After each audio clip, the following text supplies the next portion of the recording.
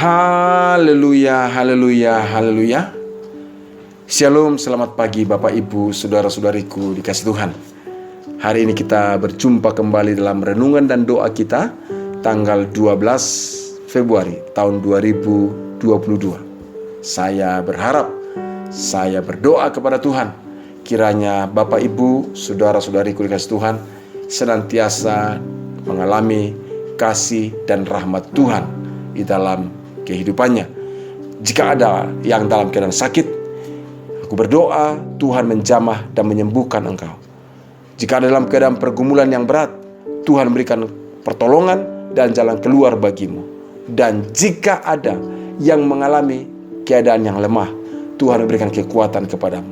Dan saya juga berdoa pada kesempatan ini, firman Tuhan yang akan kita renungkan kiranya menjadi kekuatan, pertolongan, menjadi pelita bagi kaki kita, menjadi terang bagi jalan-jalan kehidupan kita.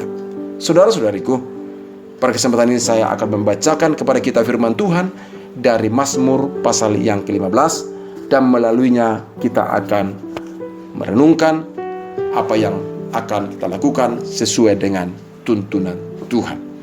Mazmur pasal 15 ayat 1 sampai dengan ayat ke-5. Tuhan, siapakah boleh menumpang dalam kemahmu? Siapa yang boleh diam di gunungmu yang kudus? Yaitu dia yang berlaku tidak bercela, yang mengatakan kebenaran dengan segenap hatinya, yang tidak menyebarkan fitnah dengan lidahnya, yang tidak berbuat jahat terhadap temannya, dan yang tidak menimpakan cela kepada tetangganya, yang memandang hina orang yang tersingkir, tetapi memuliakan orang yang takut akan Tuhan, yang berpegang kepada sumpah walaupun rugi, yang tidak meminjamkan uangnya dengan makan riba, dan tidak menerima suap melawan orang yang tak bersalah. Ayat yang ke-5 bagian B selanjutnya dikatakan, siapa yang berlaku demikian tidak akan goyah selama-lamanya. Ibu dan Bapak, saudara-saudaraku dikasih Tuhan, kalau Bapak Ibu membaca ayat firman Tuhan ini, saya tidak tahu apakah Bapak Ibu juga merasakan hal yang unik di sini. Kalau saya jelas-jelas merasakan hal yang unik. Unik ya, bukan aneh, unik. Kenapa saya katakan unik? Karena di dalam bagian firman Tuhan ini, pemazmur mengungkapkan mazmurnya dengan gaya dialog atau tanya jawab dengan Tuhan. Yaitu Daud bertanya kepada Tuhan. Tetapi yang saya katakan juga unik, karena di saat Daud menyampaikan pertanyaan itu kepada Tuhan, Daud juga menjawabnya. Dia bertanya, dia menjawab. Tetapi Bapak Ibu dikasih Tuhan, tentunya hal ini juga membawa kita untuk mengerti tentang apa yang dimaksudkan oleh firman Tuhan bagi kita, tentang bagaimana kita bisa mengalami hadirat Tuhan, mengalami kebersamaan dengan Tuhan, mengalami sukacita bersama dengan Tuhan. Coba saya ajak kita dulu melihat pertanyaannya yang disampaikan oleh Daud. Apa yang terjadi? Dikatakan, siapa yang boleh menumpang di kemah Tuhan?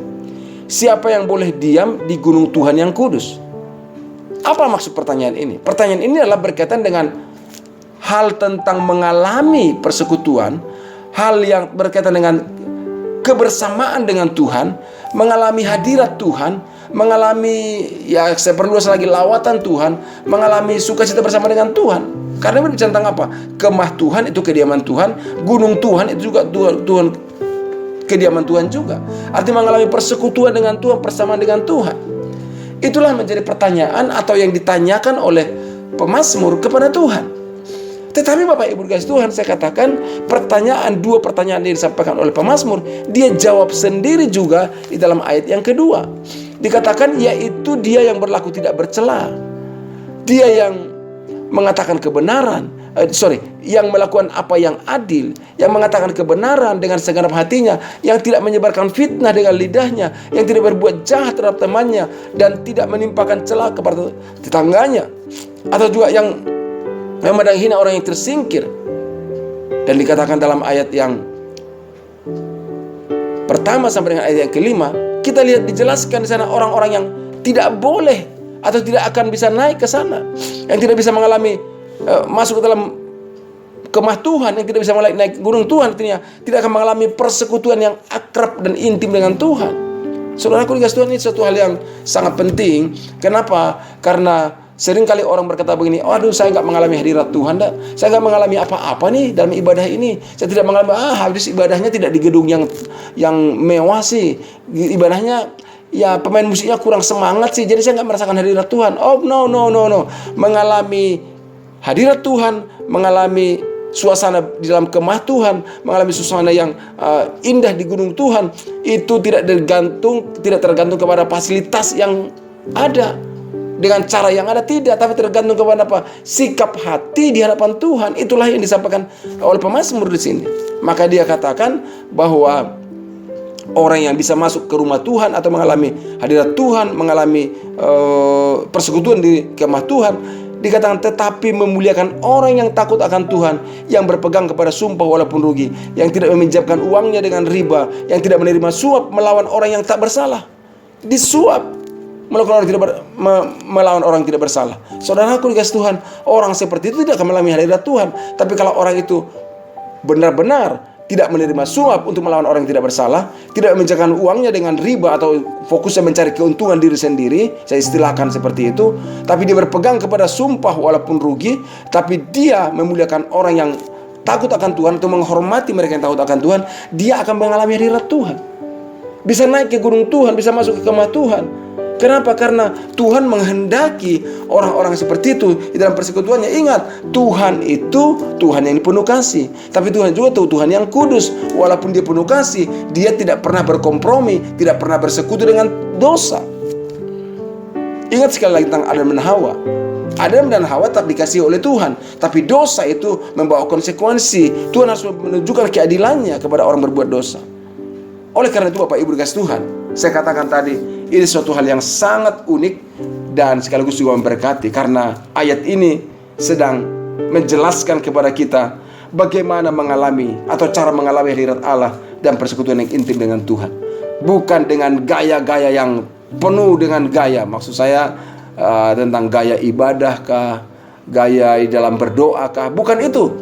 Tapi Tuhan mau, dan atau yang saya sebutkan, yang menarik perhatian Tuhan, yang menarik kehadirat Allah nyata dan terjadi dalam kehidupan seseorang. Bisa orang itu mengalami di dalam hadirat Tuhan, di dalam gunung kudusnya Tuhan, di dalam kemahnya Tuhan, adalah waktu orang itu menghindarkan dirinya dari perbuatan-perbuatan yang tidak menyukakan hati Tuhan, tapi melakukan apa yang menjadi keinginan Tuhan. Dan itulah yang dijelaskan oleh pemazmur di sini.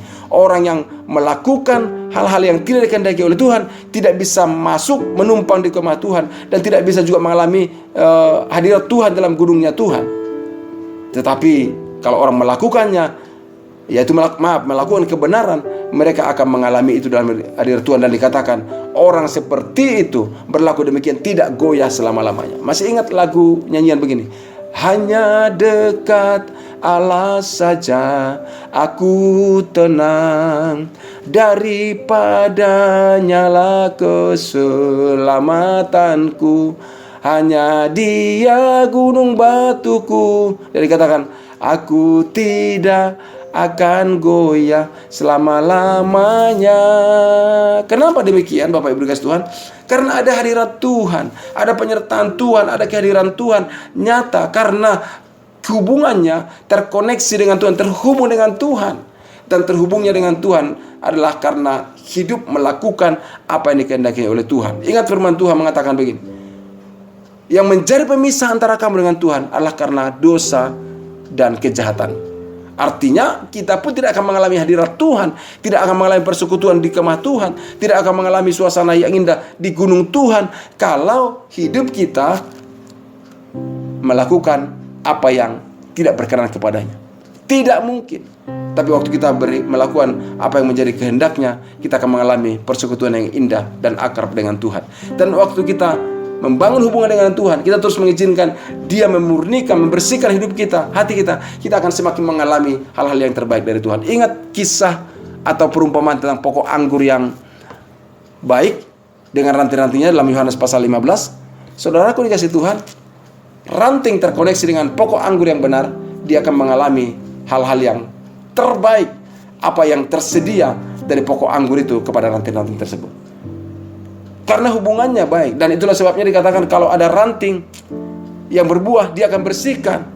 Itu bicara tentang apa? Hidup yang selalu diperbaharui, hidup yang selalu dibersihkan. Dibersihkan dari apa? Dari segala hal yang buruk, dari hal-hal yang tidak baik yang menghalangi dia untuk berbuah lebih banyak. Dan saudaraku dikasih Tuhan, firman Tuhan yang kita renungkan pada pagi hari ini mengingatkan kepada kita untuk terus berbenah diri, membenahi kehidupan kita, supaya kita bisa mengalami hadirat Tuhan, persekutuan dengan Tuhan. Dan kalau kita belajar, berusaha membersihkan semua kehidupan kita dari hal-hal yang tidak dikehendaki Tuhan, kita akan mengalami hadiratnya semakin nyata dan semakin terjadi di dalam kehidupan kita. Oleh sebab itu Bapak Ibu, saudara-saudara kasih Tuhan, pada kesempatan pagi hari ini saya mengajak kita, buka hati kita, buka diri kita di hadapan Tuhan, dan izinkan Roh Kudus menyelidiki hati kita.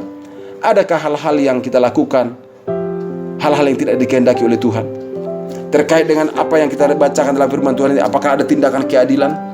Apakah mengatakan kebenaran tidak dengan segenap hati, atau menyebarkan fitnah? Ya, seperti zaman sekarang menyebarkan berita-berita hoax itu begitu cepat.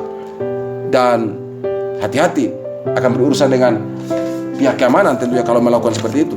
Tapi saya tahu bukan hanya masalah berhubungan dengan pihak keamanan atau petugas keamanan, tapi juga berhubungan dengan Tuhan, membuat Tuhan tidak mengizinkan orang tersebut mengalami hadirat Tuhan, mengalami persekutuan dengan Tuhan. Dan dikatakan tidak jahat kepada temannya. Heran juga ini, ada orang yang jahat tapi kepada temannya. Orang seperti itu pun tidak akan mengalami hadirat Tuhan. Dan saudara-saudaraku dikasih Tuhan, kita perlu mengizinkan Roh Allah mengoreksi hati kita, dan kita mulai lagi berbenah diri untuk mengalami hadirat Tuhan. Saudaraku dikasih Tuhan, saat-saat sekarang ini kan ibadah itu sangat terbatas, tidak harus selalu gedung. Ada di rumah masing-masing, ada melalui aplikasi Zoom misalnya, ada melalui YouTube misalnya. Saya beritahu, ikuti dengan benar, ikuti dengan baik, rasakan hadirat Tuhan. Karena yang membuat kita mengalami hadirat Tuhan, persekutuan di kemah Tuhan, di gunung Tuhan, bukan masalah tempat di mana kita beribadah, bukan masalah bagaimana fasilitas yang kita pergunakan, tapi bagaimana hati kita tertuju kepada Tuhan. Itulah sebabnya saudaraku dikasih Tuhan, saya mau bisa pastikan dimanapun kita beribadah, bagaimanapun caranya, di masa-masa yang sulit seperti ini, hati kita yang perlu kita perbaharui di depan Tuhan. Dan kita akan mengalami suasana yang indah di kemah Tuhan, suasana yang luar biasa di gunung Tuhan, hadirat Tuhan, persekutuan dengan Tuhan. Dan seperti pokok anggur, di mana rantingnya terkoneksi dengan pokok anggur tersebut, akan mengalami segala hal-hal yang dibutuhkan di dalam ranting itu. Demikian juga hidup kita, selalu kita akan mengalami apa yang Tuhan sediakan, yang terbaik bagi kita. Itulah sebabnya sekali lagi saya katakan, kita perlu membangun persekutuan yang akrab dengan Tuhan, intim dengan Tuhan. Dan hal itu kita bisa lakukan dengan cara melakukan apa yang dikehendakinya. Tidak sulit saudara, lakukan apa yang dikehendaki kita, sehingga waktu kita melakukan hal tersebut, melakukan apa yang menyukakan hati Tuhan, maka kita akan mengalami hadiratnya. Kita akan mengalami gunung Tuhan, kita akan mengalami persekutuan dengan Tuhan di dalam kemahnya. Di saat kita berdoa, kita mengalami hadirat Tuhan.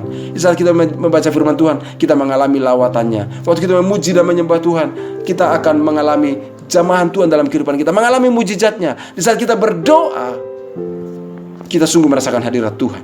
Doa-doa kita bukan hanya sekedar doa, tapi doa yang kita lakukan membawa kita mengalami hadirat Tuhan. Itulah sebabnya dikatakan dalam ayat yang kelima tadi, bahwa orang yang seperti itu tidak akan goyah untuk selama-lamanya. Doa dan harapan saya, Bapak dan Ibu semuanya, mengalami keteguhan iman dari Tuhan, mengalami hadirat Tuhan, karena kita membangun hubungan kita yang tetap akrab, intim dengan Tuhan. Tuhan Yesus memberkati Bapak Ibu semua, dan saya mengajak kita berdoa bersama-sama pada pagi hari ini. Dalam nama Yesus, Bapa, hamba berdoa, mengucap syukur atas firman-Mu yang kami dengarkan pagi hari ini, untuk mengingatkan kami, supaya kami bisa dapat mengalami hadirat Tuhan, di kemah Tuhan, di gunung Tuhan. Kami harus menghindarkan dan membuang hal-hal yang tidak Kau kehendaki dalam kehidupan kami. Tuhan tolong kami, Tuhan campur tanganlah, menyertai kami untuk terus hidup dalam kehendak-Mu. Hamba berdoa dalam nama Yesus, menyerahkan saudara-saudaraku yang mendengarkan renungan ini, dimanapun mereka berada, apapun situasi yang dialami saat ini.